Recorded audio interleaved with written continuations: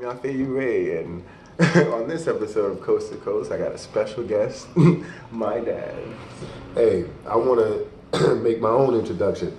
So, I've been waiting to have somebody to debate about some hot topic issues, you know what I mean? And I'm visiting my son who just turned 21. He's a grown man, so I can say what I want. He probably see me in a light he never seen me before, and it's about to get kind of gully up in here. But anyway, yeah, I'm so happy dude turned 21. And so our topic of the discussion today is about the top 10 greatest rappers.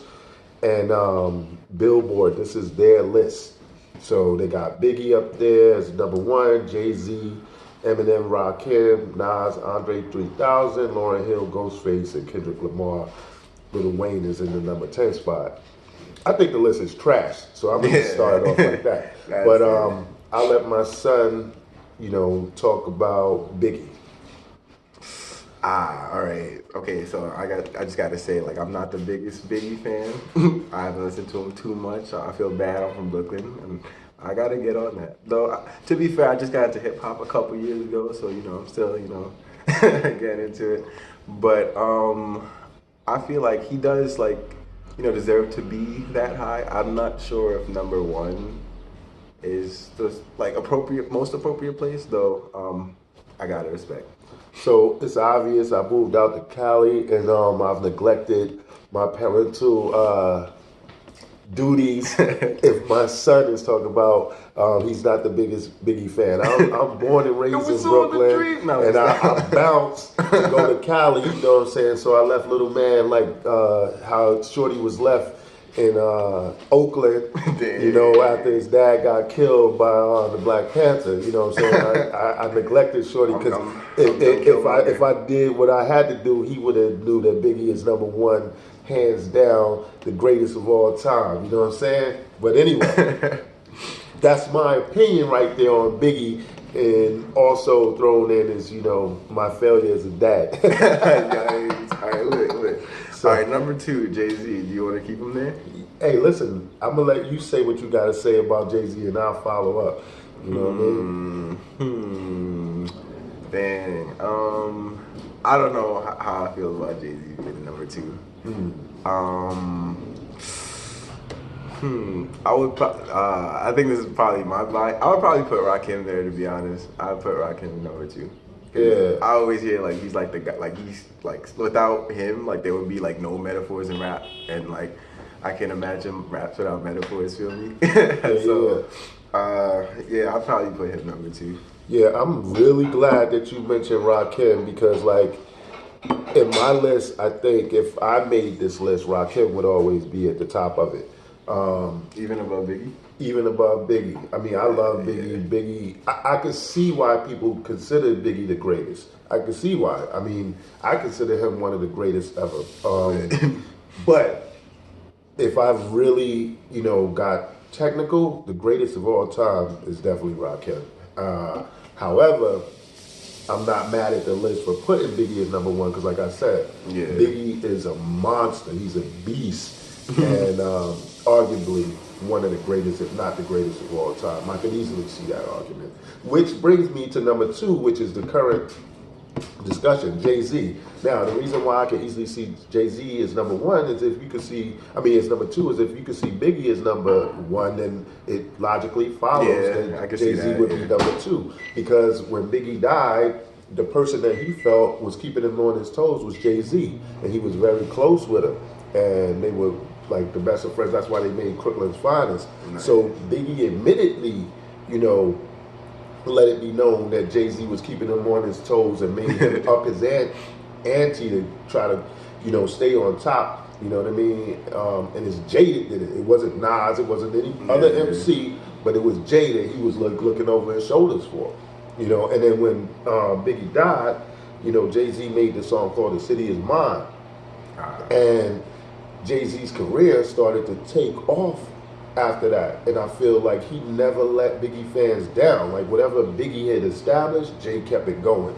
So yeah, it's easy for me, and that's why to this day, when people hate on Hove, I'm like, what? You know what I mean? Like Hove, to me, has held it down when Biggie got killed, and he's taking it to other levels. You know what I mean? Yeah. How do you feel about him being snubbed at the Grammys? It's crazy. It's ridiculous. Yeah, you know what I mean? Like that. Nominations. Yeah, and, I like, hardly ever watch the Grammys, and like to find out what happened, like that's ridiculous. That's the stupidest thing I've ever heard. Like I cannot get with a lot of rappers today, because I mean, how are you gonna look at this album 444 and try to snub it? Like that's ridiculous. But there's a lot of hate with the Oscars, Grammys, and all of that. It's so whitewashed. I'm not feeling it. I'm surprised. Bruno Mars won. Like I haven't even heard his album. Like not to say that he's like a bad artist or anything, but album of the year, I don't know. Like, things are so ridiculous. I'm not surprised that Tekashi 6ix9ine didn't win every award in the music category possible. That's how ridiculous I feel Grammys and all of this stuff is in this current state. So I think we covered a lot from Biggie to Jay-Z. We only on number 2, but it gets better. Come on, let's go. So here we go. Number 3, Eminem. I don't like this at all. Like I can't put Eminem top 5. That's my personal bias. I don't know. I was never really a big M fan. I do like some of the earlier stuff. I thought he was dope on D12, but like recently, as of late, even for the past 5 years, I haven't really been able to bump M. So. Alright, so I think that my props as a dad has just been reinstated and reestablished. I mean, we're going to have to work out some issues as per Biggie, you know what I mean? Maybe I wasn't killed, when the Black Panther went back to Wakanda. Maybe I was mortally injured and was on life support for years. But the fact that this dude doesn't want to acknowledge M, like, who is Eminem? I don't know. I don't even care. You know what I mean? To me, he's like the Elvis. Like, yeah, I can see that. I feel like if Eminem was a black dude, we wouldn't even be discussing him. I can see that. His career would be on the level of somebody like Beanie Siegel, who I love. I love Beanie Siegel. And I know that if Beanie Siegel was white, we would say he's the greatest rapper of all time. I know that. So too bad Beans wasn't white. You know what I mean? Sometimes it just happens like that. Sorry, Beans. Love you though. I do. Way more than Eminem. Matter of fact, who is Eminem? All right, so I think we covered that one. Let's go on to number 4. This is a good one. Rakim. Well, I already had him higher. But number 4, on this list, I'm not really surprised. But yeah, I would have him higher. Okay. 1 or 2 maybe. Yeah, I'm feeling like a great dad right now. Matter of fact, I don't know if you know, but I posted this on Facebook a million times. If I ever have another son, his name will be Rakim. Yeah, that's a testament to his dude's ability. If I made the list, Rakim would be number 1. In my top 4 easily would be Rakim, Chuck D, Big Daddy Kane, and KRS-One. That would be my top 4. 5 might be somebody like Slick Rick. I know that hands down. All right. But yeah, I can't say enough about Rakim. Rakim is he was doing things that rappers today can't do now. So he did this back in the 80s. What are things rappers today can't do? Avoid face tattoos. Dye their hair. Get dreads. I mean, it just happens. Look like a bag of Skittles and squirt them out all over the place. And you got today's top 10 rappers. Yo, just get some dreads, just dye your dreads. Mumble, a lot of mumble. Yeah. Keep that same, I think it was either Migos or Future that bought that flow that, the mumble rappers just stick with. Yeah. Okay, so I think we've said a lot about Rakim, who arguably should probably be in the top spot. He's definitely in mine. All right, then we're going to move on to number 5, Nas. I would this would probably be a solid number 3. I would definitely put him in Eminem's spot. That's crazy. He's in talks of having made the best album, Illmatic, and ever. The fact that he's beneath Eminem is wow, really. All right, so I'm a person who met Nas through one of my homies. I'm gonna give a shout out to Disa. He's not only a homie, he's my brother. You know what I'm saying? Um, Him and Nas used to roll tight, and through hanging out with Disa so much, like I met Nas. Nas is mad cool. Hey. But I met him in the era where there was a little rivalry between him and Jay. And I'm Brooklyn all day. I'm Brooklyn all day, every day. You can't be out here repping the bridge. And it's just wild out that they had that beef. Like I think I would like Nas a lot more if he never had that beef with Jay. But besides from the like, if he never had that beef with Jay, I would be like, he's arguably one of the greatest of all time to ever do it. And you know, he is. I mean, he technically is, no matter how you put it. That's just a fact. But I know that my opinion of him would be a lot higher if he never had a beef with Jay in Brooklyn. Did you see that new movie on Netflix, Roxanne Roxanne? I haven't, so have you? Yeah, let's just say Nas makes he makes two little cameos in there, and you really gonna appreciate it. So I want to say that, yeah, I'm feeling real good as a father. Like my son saw the Roxanne documentary before I did. So that's really, really amazing. Nice. So let's move on. Nasty Nas, man. But leave Jay alone. Leave Jay alone, and I love you a lot more. 6. Andre 3000. Yikes. I'm actually kind of cool with where he's at on the list. Besides Eminem, of course, but like I'm a big like Andre 3000 fan. I think I like that spot. All right, just so y'all know, right?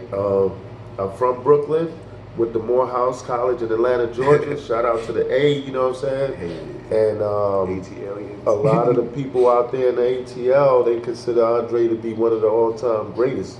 And it's taken a while for me to come around to that understanding. I don't have nothing bad to say about him, and I'm kind of amazed at how high he's regarded from other ATLians and people outside of ATL. And I'm just like, you know, I'm not saying that I disagree. I'm just like, that's interesting. I never thought of it like that. Honestly, my only thing, I think the only thing that's holding him like back from like being in like the discussion of being the GOAT, like, is that he doesn't have a solo album. Like, I think that like that's literally the only thing that's holding him back. Like, okay.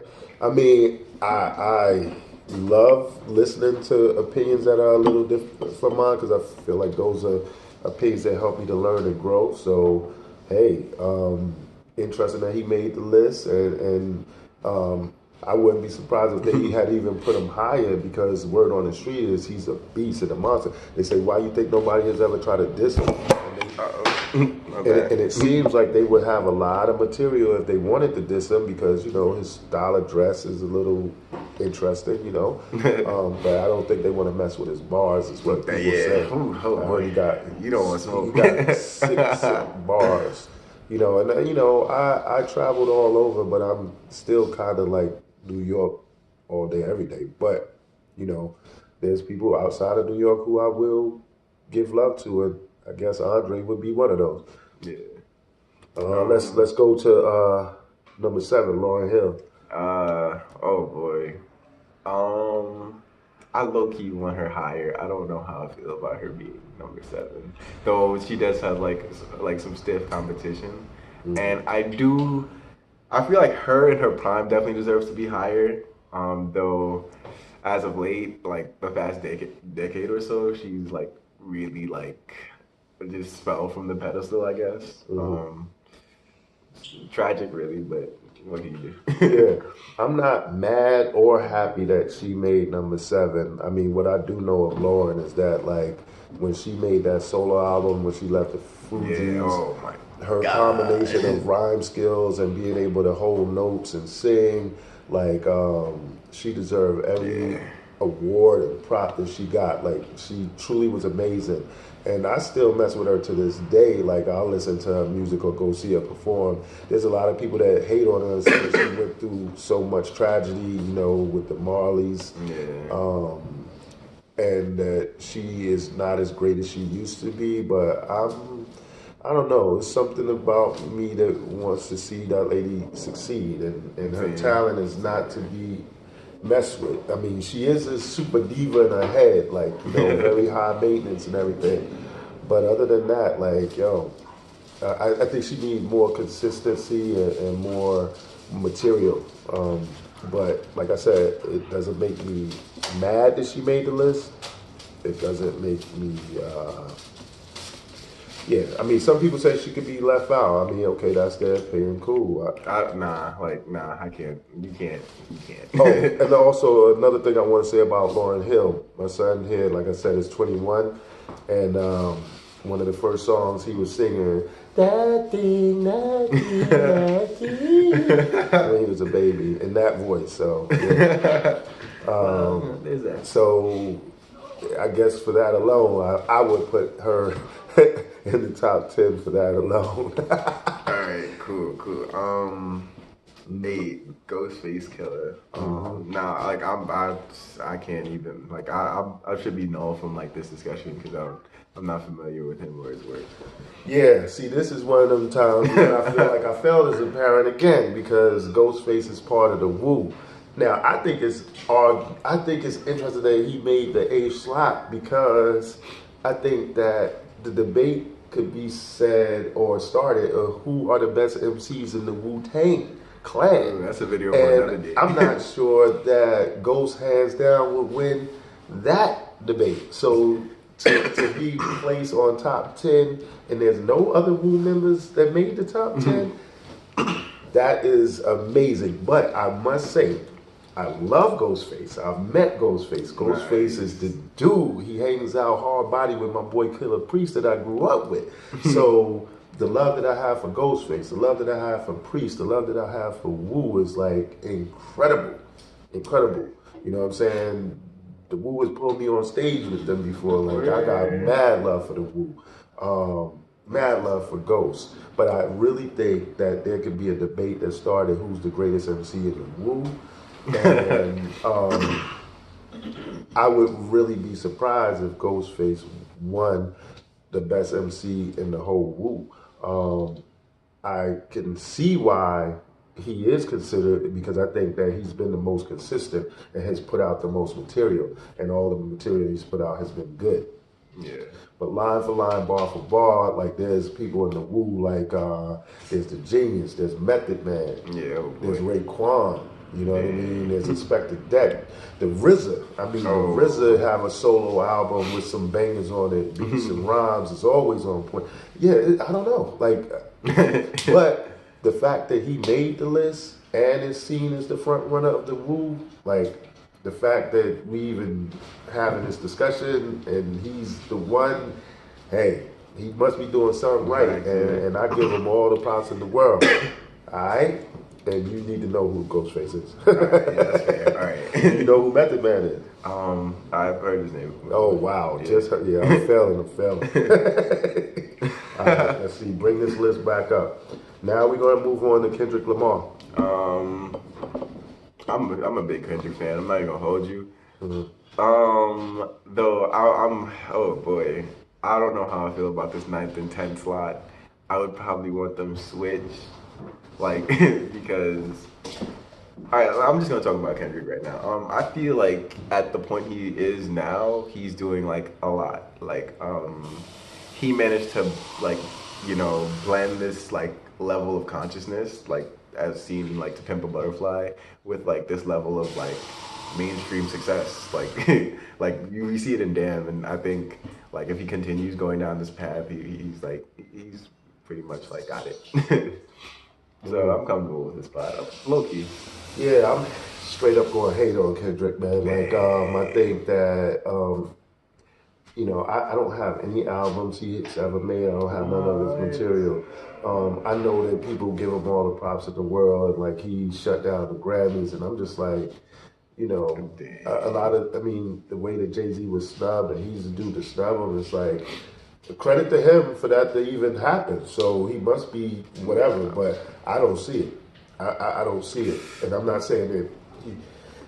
I'm not saying he's horrible. I just don't see what the big fuss is all about. I mean, he's made some interest in music that I party to at the club, but none of it has stood out to me like, oh my God, that's just like incredible. I've heard his stuff. Have you ever heard DNA? I don't know if I heard that, but I heard What that about cool this song? King Cruise is pretty dope. Have you heard All Right? If I hear it, I'm sure I'll be like, yeah, I remember that. But like I said, nothing. I mean, what's funny is I don't even like Drake that much, but I can see if somebody put Drake on a list, even though I wouldn't agree with that, even I could understand why he would make it.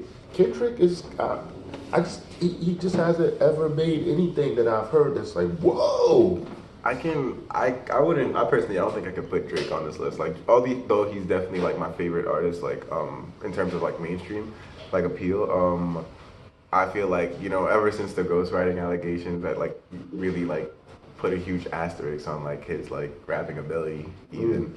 Though his ability to make a hit will never be questioned, his rapping ability will be. So I'm sorry, Drake. The next one, and this is like why I hesitated a bit before when Kendrick came up, because the number 10 spot is Lil Wayne, and like he's what like really got me into like rap. So to see him this low and below Kendrick is like, damn, because like Lil Wayne like directly influenced like Kendrick, so it's like wow.